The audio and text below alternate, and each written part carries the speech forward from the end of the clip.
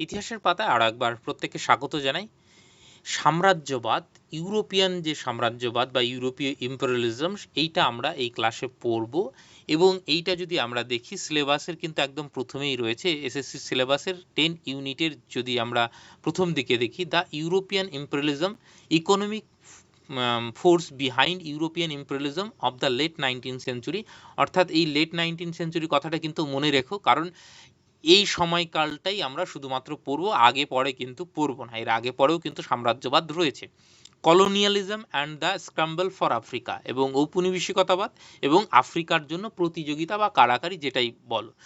এইবার এইখানে যদি আসো, তোমরা দেখো যে 3টে ইউনিট ইউরোপের, 8 নম্বর, 9 নম্বর এবং 10 নম্বর, এবং প্রত্যেকটার মেজর ইউনিট যেগুলো রয়েছে, যখন 8 number France revolution, reign of terror এবং নেপোলিয়ন বোনাপার্ট, এবং তার থেকে কি কি কোশ্চেন এসছে সবগুলো দেখে এখানে সংক্ষেপে লেখা আছে। 9 নম্বর ইউনিটে ভিয়েনা কংগ্রেস, রেভলিউশন 1830 এবং 48, এবং ইউনিফিকেশন জার্মানি ইটালি, ইন্ডাস্ট্রিয়ালাইজেশন এবং পলিটিক্যাল আইডিওলজি, ন্যাশনালিজম, লিবারালিজম এবং সোশ্যালিজম, তার থেকে কি কি কোশ্চেন এসছে, এসএলএসটি 9, 10, 11, 12, মাদ্রাসা সার্ভিস কমিশনে কি কি কোশ্চেন এসছে। এইখানেও যদি দেখো যে 10 নাম্বার ইউনিটে ইম্পেরিয়ালিজম, সাম্রাজ্যবাদ, আফ্রিকা, স্ক্রাম্বল ফর আফ্রিকা, একটু আগেই বললাম, ওয়েল পলিটিক্স, জার্মানির ওয়েল পলিটিক্স এবং অ্যালায়েন্স যেগুলো গঠন করা হচ্ছে, ওয়ার্ল্ড ওয়ার 1 এবং রাশিয়ান রেভলিউশন, ওয়াইমার রিপাবলিক এবং ফ্যাসিজম, নাৎসিজম এবং ওয়ার্ল্ড ওয়ার 2। দেখো এই ইউনিটটা একটু বড়, 10 নম্বর ইউনিট, এবং তুলনা যদি করো দেখবে যে এই ইউনিট থেকে একটা কোশ্চেন একটু বেশি আসছে। যেহেতু এখানে দুটো দুটো বিশ্বযুদ্ধ রয়েছে, তো সেক্ষেত্রে একটু সিলেবাসটা বড়, এবং এইখানের পুরো কোশ্চেনটা যদি বিশ্লেষণ করো, কোনো কনসেপচুয়াল কিন্তু কোশ্চেন সেইভাবে আসেনি। শুধুমাত্র মাদ্রাসা সার্ভিস কমিশনে আমি দেখলাম যে একটা কনসেপচুয়াল কোশ্চেন এসেছিল। তো আসবে না এইটা তো আমরা বলতে পারি না, কিন্তু ফ্যাকচুয়াল কোশ্চেনই কিন্তু এইখানটায় বেশি। ঠিক আছে, এইটা কেন আমার কাছে একদম পুরো স্ট্রাকচারটা যেন আমার রেডি থাকে, আমি এই এক পাতার মধ্যে সমস্ত ইউরোপের কি কি এসছে, কোন ধরনের কোশ্চেন এসছে, তার লেভেলটা কিরকম, আমি যেন কখনোই ডিস্ট্র্যাক্ট না হই বা এই জায়গা থেকে সরে না যাই, সেইটা আমি মাথায় রাখার জন্য কিন্তু আমি যে তোমাদের নোটস বানাচ্ছি, বারবার দেখছে পুরো ওভারঅল যে সিলেবাসটা থ্রোলি আমাকে একাধিকবার পড়তে হচ্ছে, এবং নিজেকে খুব ভালো করে বুঝতে হচ্ছে, সময় দিতে হচ্ছে, এবং তার উপর বেস করে যে কতটা সহজ এবং কতটা সংক্ষেপে আমি পুরো জিনিসটাকে খুব ছোট জায়গায় নিয়ে আসতে পারি। সেই জন্য কিন্তু আমি অলরেডি এইভাবে তোমাদের, আমার পড়ানোর স্টাইল অলরেডি তোমরা জানো যে আমি কিভাবে পড়াই। সো এইখানে আমরা শুধুমাত্র ইউরোপিয়ান যে ইম্পেরিয়ালিজম বা সাম্রাজ্যবাদ এবং কলোনিয়ালিজম এবং এই দুটোর মধ্যে যে পার্থক্য, সেটাই কিন্তু আজকে বুঝবো। অলরেডি আমি পড়িয়েছিলাম, কিন্তু তারও সেইটা রেকর্ডিং দেওয়া হয়নি। এই যে আমি ম্যাপ সবসময় রাখার কেন চেষ্টা করি, যাতে তোমাদের কাছে পুরো বিষয়টা, পিকচারটা ক্লিয়ার হয়। এই ইউরোপের যে সাম্রাজ্যবাদ লেট 19th সেঞ্চুরি, সেইটা আমরা এসে পড়বো, এবং ঔপনিবেশিকতাবাদ। তার আগে দেখে নিই যে সাম্রাজ্যবাদ বলতে কি বোঝাচ্ছে। সাম্রাজ্যবাদ বলতে বোঝায় এমন একটি নীতি বা কার্যকলাপ, এটা কিন্তু কোনো ছোঁয়া যায় না, বস্তুগত বিষয় নয়। ইজম কথাটা মানেই হচ্ছে কি, যেমন বলে না ন্যাশনালিজম, জাতীয়তাবাদ, এটা একটা মতাদর্শ। ঠিক আছে, ইম্পেরিয়ালিজম, সোশ্যালিজম, তাই না?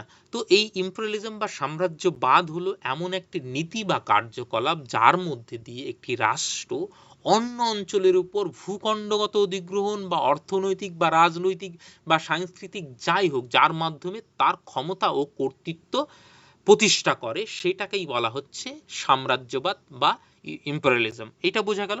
দেখো সাম্রাজ্যবাদ যদি আক্ষরিক অর্থে তুমি যাও, সেইখানে তোমাদের মানে বলা হবে যে এই যে যে মানে সামরিক কর্তৃত্ব স্থাপন, কিন্তু ভাষা সবসময় চলমান, এর প্রতিনিয়ত নতুন ভাষার জন্ম হয় এবং পুরনো ভাষার মৃত্যু ঘটে।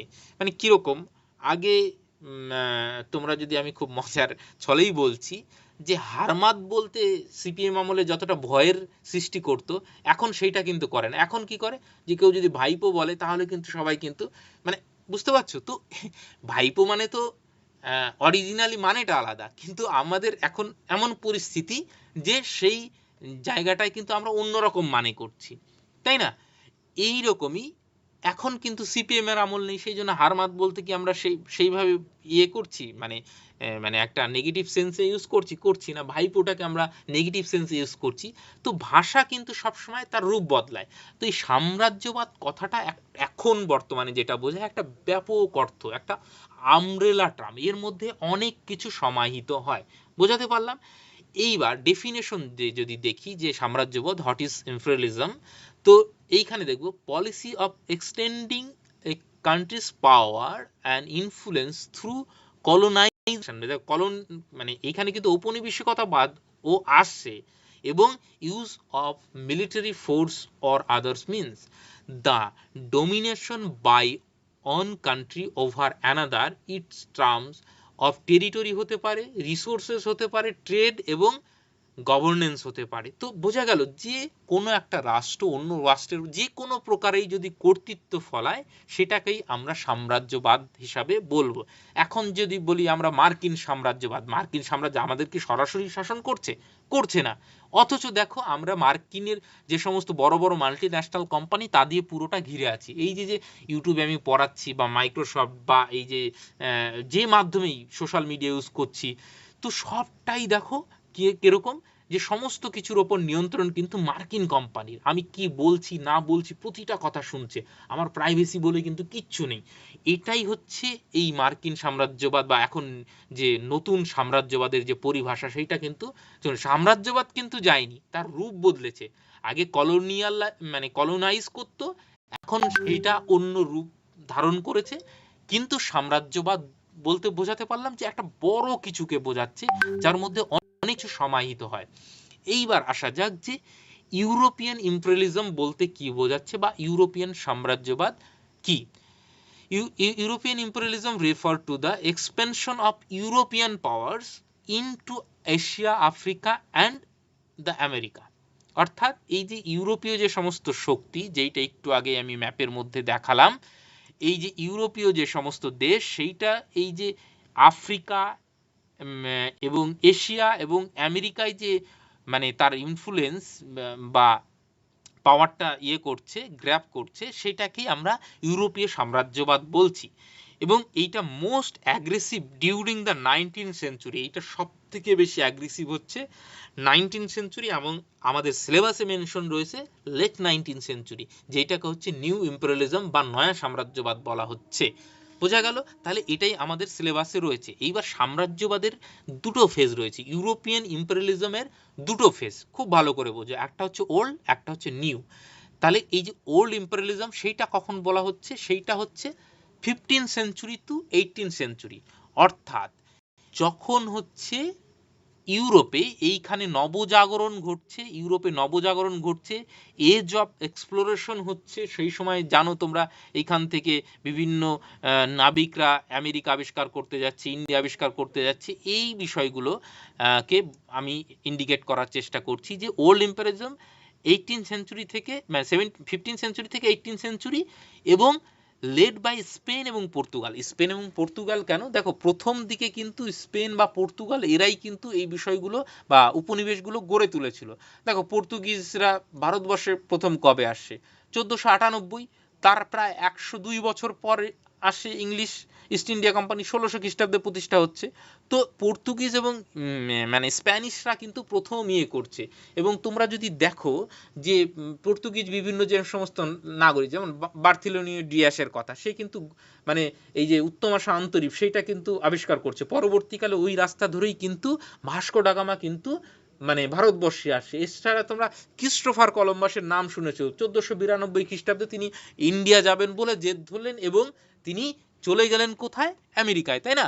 তিনি ভাবলেন যে আমি এই দিক দিয়ে কিন্তু মানে ইন্ডিয়া যাব, কিন্তু আসলেন কোথায়, এই ক্যারিবিয়ান আইল্যান্ডে। এবং তিনি এইখানে মানতে চাইলেন না, তিনি ভাবলেন আমি ইন্ডিয়া পৌঁছে গেছি, এবং এদেরকে রেড ইন্ডিয়ান নাম দিলেন। এখনো দেখবে যে এই যে মানে আমেরিকার নেটিভ ইন্ডিয়ান, অর্থাৎ যারা ওইখানকার আদি অধিবাসী, তাদেরকে কিন্তু রেড ইন্ডিয়ান বলা হয়। তাহলে বোঝা গেল। তো এই জন্যই এই সময়টা তখন কিন্তু ইংল্যান্ড খুব গরিব কান্ট্রি এবং খুব বেশি তাদের নেই, 100 বছর পর কিন্তু মানে তারা মানে পিকচারে আসছে, বোঝা গেল। প্রায় 400 বছর স্পেন পর্তুগাল এরা কিন্তু ভালোই গোটা বিশ্বে মানে ব্যবসা বাণিজ্য করেছে। তার পরবর্তী দেখো এই সময়টা মানে মানে চালিকা শক্তি কি ছিল, focus on the America, America basically এদের ফোকাস ছিল, এবং মোটিভ বাই গোল্ড গুড এবং গ্লোরি, অর্থাৎ গোল্ড সোনা, সোনা খোঁজা, এবং মানে কমোডিটি, যেমন ভারত থেকে কি নিত, তারা মশলা নিত, গুডস নিত, মানে মালপত্র নিত, এবং গ্লোরি অবশ্যই একটা মানে যে বুঝতেই পারছো সেই সময় যে সমস্ত মানে যারা নাবিক ছিল বা দস্যু ছিল, জলদস্যু, তাদেরকে কিন্তু অনেক গ্লোরিফাই করা হতো। তোমরা ক্যারিবিয়ান আইল্যান্ড নিয়ে দেখবে একটা সিনেমাও আছে, তাই না? তো ওইখানে যে মানে জলদস্যুদের মানে জীবন কাহিনী সেখানে দেখানো হয়েছে, খুব ভালো। তো ওইখানে কিন্তু ওই যে ক্যারিবিয়ান আইল্যান্ডের যে সমস্ত জলদস্যু ছিল তাদেরকে বেস করে কিন্তু সেটা বানানো হয়েছে। তো এইবার আসা যাক যে আমরা নয়া সাম্রাজ্যবাদের কথা বলবো। ওল্ড সাম্রাজ্যবাদ গেল, এবার নয়া সাম্রাজ্যবাদ বলতে কি বোঝানো হচ্ছে, 19th সেঞ্চুরি এবং 20th সেঞ্চুরি, এইখানে ইন্ডাস্ট্রিয়াল পাওয়ার কাদের বলা হচ্ছে, ব্রিটেন, ফ্রান্স এবং জার্মানি। কারণ কি, তখন অলরেডি ব্রিটেনে কিন্তু মানে ইন্ডাস্ট্রিয়াল রেভলিউশন ঘটে গেছে, এবং এই যে স্পেন পর্তুগাল তাদের গ্লোরি কিন্তু হারিয়েছে। এখন মূল প্লেয়ার হচ্ছে ব্রিটেন এবং ফ্রান্স, এবং পরবর্তী জার্মানি অনেক পরে আসে ইউনিশনের পরে, কিন্তু ব্রিটেন হচ্ছে সব থেকে বড় মানে ঔপনিবেশিক এবং সাম্রাজ্যবাদী শক্তি, বোঝা গেল। এবং এইখানে ফোকাস অন এশিয়া এবং আফ্রিকা, এবং ইউজ অ্যাডভান্স মিলিটারি এবং টেকনোলজি। এবার এশিয়া আফ্রিকা এইখানে দেখাচ্ছে আমেরিকা ওল্ড, কিন্তু তাহলে এইখানে এশিয়া আফ্রিকার দিকে গেল কেন, আমেরিকায় গেল না কেন? কারণ তোমরা জানো যে অলরেডি 1776 খ্রিস্টাব্দে আমেরিকা মানে স্বাধীন হয়েছে, এবং যখন স্বাধীন হয়েছে কাদের কাছ থেকে, ইউনাইটেড কিংডমের কাছ থেকে, এবং ইউনাইটেড কিংডমের কাছ থেকে স্বাধীনতা, কারণ এটা কলোনি ছিল। তো তাহলে তাদেরকে আর এইদিকে ঢুকতে দিচ্ছে না, আমেরিকা একটা ইউনাইটেড কান্ট্রি হিসাবে গড়ে উঠছে। তাহলে এই আমেরিকা এবং দক্ষিণ আমেরিকায় কিন্তু এই ঔপনিবেশিক বা সাম্রাজ্যবাদী শক্তিকে কিন্তু ঢুকতে দিচ্ছে না। সেই জন্য ইউরোপীয় শক্তিগুলোর ফোকাস কোথায় পড়ছে, আফ্রিকা এবং এশিয়াতে।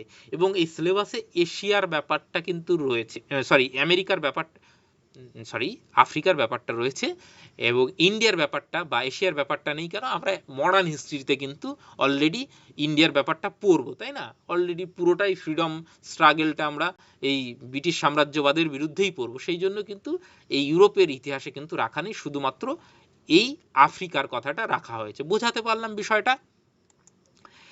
এইবার আসা যাক যে এই যে মোটিভ বিহাইন্ড ইউরোপিয়ান ইম্পেরিয়ালিজম, এই যে ফোর্স বিহাইন্ড ইউরোপিয়ান ইম্পেরিয়ালিজম ওই সিলেবাসে ছিল, এইটা আমরা একটু দেখার চেষ্টা করি খুব সংক্ষেপে।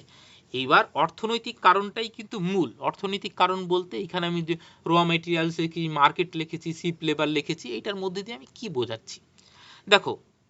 এই যে ইউরোপে অলরেডি শিল্প বিপ্লব, প্রথমে ইউনাইটেড কিংডমে শিল্প বিপ্লব ঘটে গেছে, এবং এই শিল্প বিপ্লবের ফলে কি হচ্ছে, বড় বড় কিন্তু কলকারখানা এখানে প্রতিষ্ঠিত হচ্ছে, তাই না?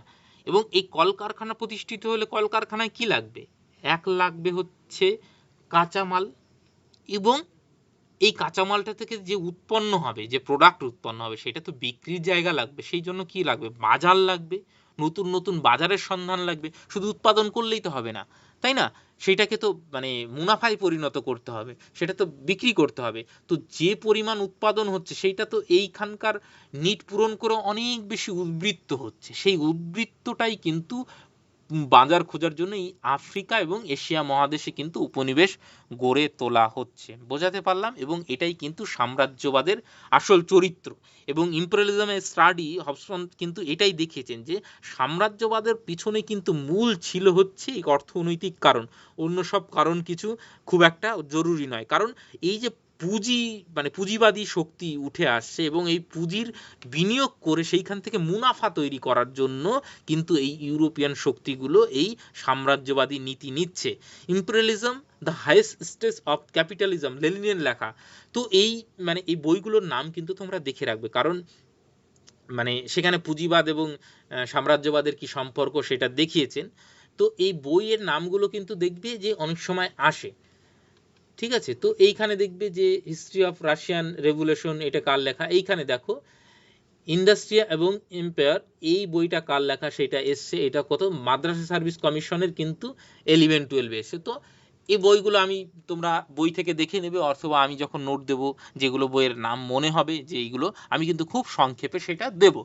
তো এই যে মানে বোঝাতে পারলাম যে ইকোনমিক কারণটা কি ছিল, মূল কারণটাই ছিল এই সাম্রাজ্যবাদের পিছনে। এখনো দেখবো সাম্রাজ্য, আমেরিকা গোটা বিশ্ব কেন এত সব করে বেড়ায়, মূল সমস্যায় হচ্ছে অর্থনীতি, তাই না? এই যে মিডিল ইস্টে যুদ্ধ করে কিসের জন্য? তেলের খনি আছে বলে। ওখানে যদি তেলের খনি না থাকতো, ওইখানে গিয়ে ওই মরুভূমি এলাকায় কি কেউ যুদ্ধ করতে যেত? নিশ্চয়ই যেত না।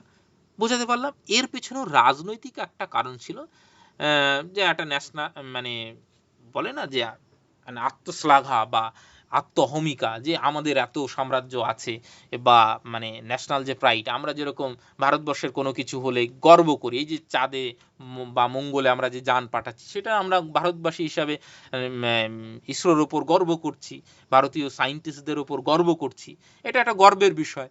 তারপরে এবং গ্লোবাল ডমিনেন্স, এই যে আমরা যে বিশ্বগুরু হওয়ার যে স্বপ্ন দেখি, মানে এই কনসেপ্টটা বুঝতে পারছো?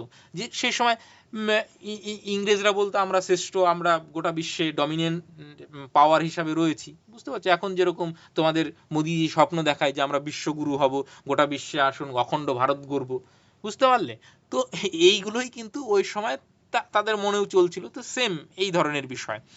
মিলিটারি, এইবার তোমাকে যদি সাম্রাজ্য টিকিয়ে রাখতে হয়, আলটিমেটলি তোমার শক্তির প্রয়োজন হবে। কারণ তুমি যখন এই যে ইউনাইটেড কিংডম থেকে বেরিয়ে এই নর্থ আটলান্টিক পার করে এই ভারত মহাসাগর হয়ে তুমি যখন ইন্ডিয়াতে মাল পাঠাবে, তখন এইখানে যে কোনো জায়গায় অ্যাটাক হতে পারে, তাই না?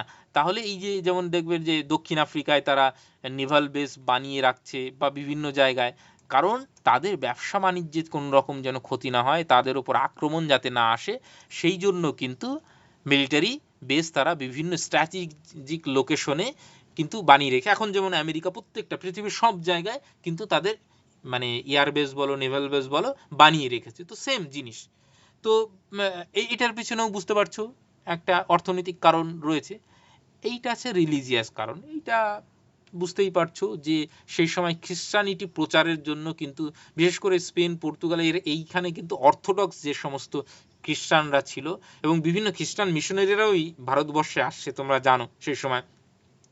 এবং যখন মানে পর্তুগিজরা আসলো, তোমরা দেখবে যে তার আমরা প্রথম প্রথম দেখবো যে ধর্মান্তকরণের একটা চেষ্টা করছে বা কনভার্সনের একটা চেষ্টা করছে, এবং এরা যেখানেই গিয়েছে মানে কিন্তু তারা কিন্তু ধর্ম পরিবর্তনের উপর খুব বেশি জোর দিয়েছে, যে খ্রিস্টানিসি মানে খ্রিস্টান ধর্মের গৌরব প্রচার করবে এবং খ্রিস্টান বাড়াবে, বুঝতেই পারছো।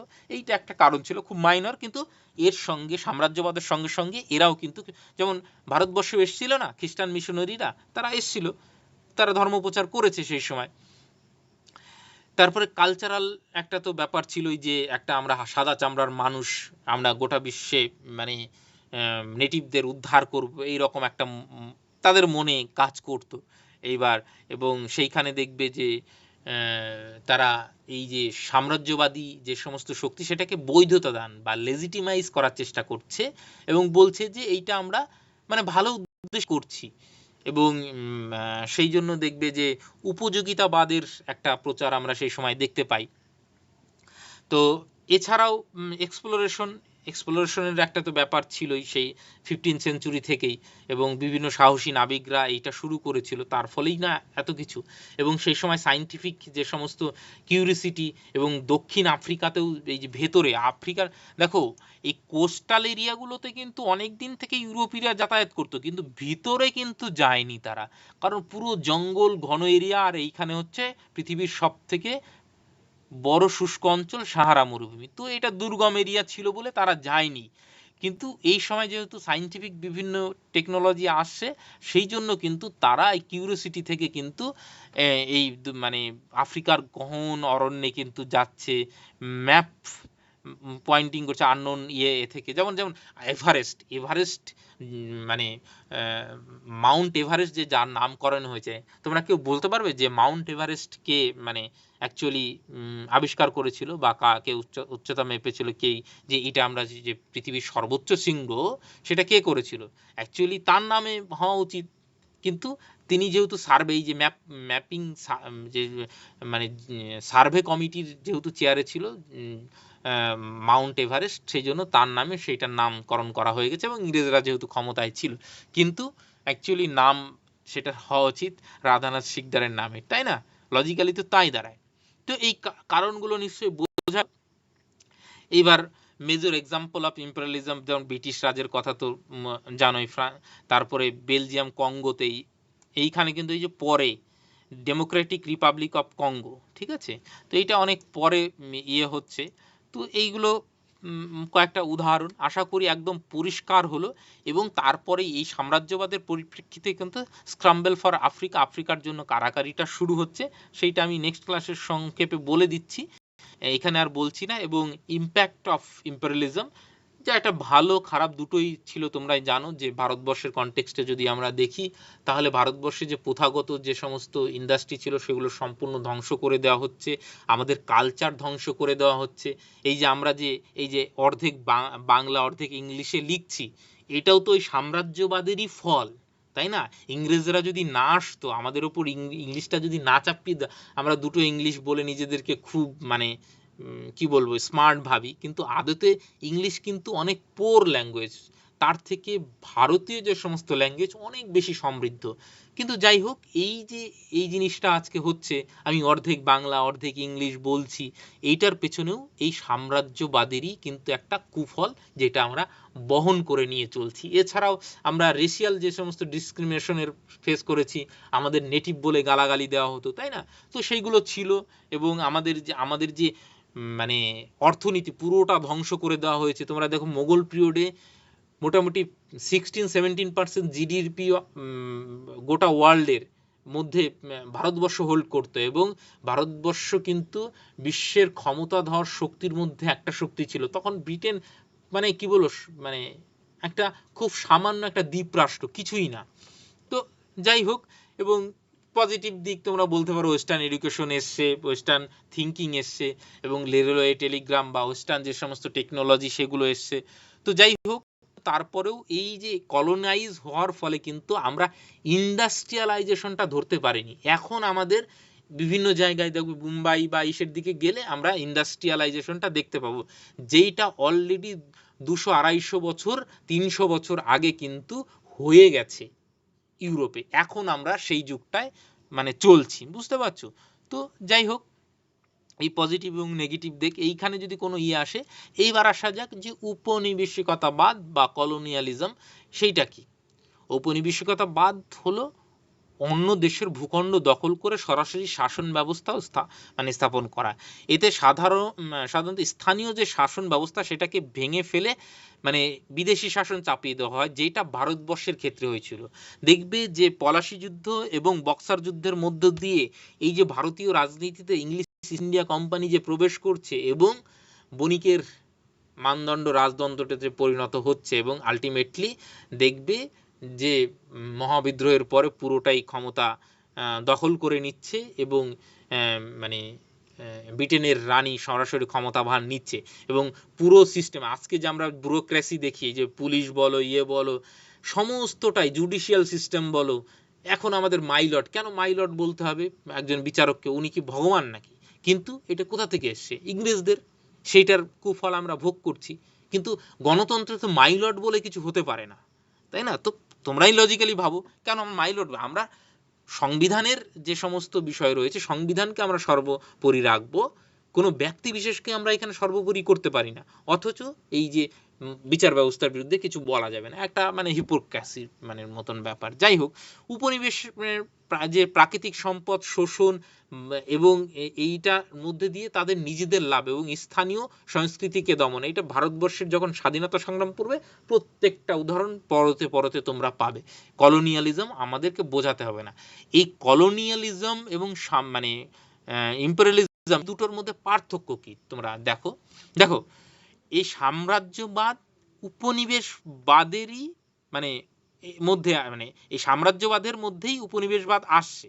উপনিবেশবাদ হচ্ছে সরাসরি শাসন ও বসতি স্থাপন, কিন্তু সাম্রাজ্যবাদ সরাসরি শাসন হতেও পারে, নাও হতে পারে। যে কোনো প্রকারে সরাসরি শাসনের মধ্যে দিয়েও আধিপত্য বিস্তার করলে সেটাও যেমন সাম্রাজ্যবাদ, অথবা যে কোনো অন্য প্রকারে অর্থনৈতিকভাবে, রাজনৈতিকভাবে, সাংস্কৃতিকভাবে যে কোনোভাবে তোমার ওপর প্রভাব বিস্তার করলেই সেইটা সাম্রাজ্যবাদ বলা হচ্ছে। আর এই সাম্রাজ্যবাদের অধীনেই আসছে একটা রূপ, হচ্ছে উপনিবেশিকতাবাদ। পরিষ্কার বোঝা গেল? উপনিবেশবাদ হলে সরাসরি শাসন, মানে ফিজিক্যালি তারা আসছে, অর্থাৎ ভারতবর্ষে যেরকম বিভিন্ন গভর্নর জেনারেল একের পর আসছে, তাদের যে পুরো স্ট্রাকচারটা শাসন করছে, এইটাকে বলছি আমরা উপনিবেশবাদ, কারণ তারা সরাসরি আসছে। এটা আবার সাম্রাজ্যবাদও বটে, কিন্তু সাম্রাজ্যবাদ সেই সময় যে উপনিবেশবাদ হিসাবে ছিল, এখন কিন্তু তার চরিত্র বদলেছে। এখন মাল্টি ন্যাশনাল কোম্পানির মাধ্যমে আমাদেরকে শোষণ শাসন করছে, আমাদের উপর নিয়ন্ত্রণ কায়েম করছে। একদম পরিষ্কার হলো বিষয়টা, সাম্রাজ্যবাদ এবং উপনিবেশবাদের মধ্যে পার্থক্য। যাই হোক, এরপরে আমরা পরের অংশগুলো পড়ব। এই গেল হচ্ছে সাম্রাজ্যবাদের পুরো ধারণা। আশা করি পুরো ক্লিয়ার হলো। এরপরেও যদি কোনো প্রশ্ন থাকে নিশ্চয়ই নেক্সট ক্লাসে আমাকে করবে, আমি সেটা ক্লিয়ার করে দেব। আপাতত সকলকে অসংখ্য ধন্যবাদ।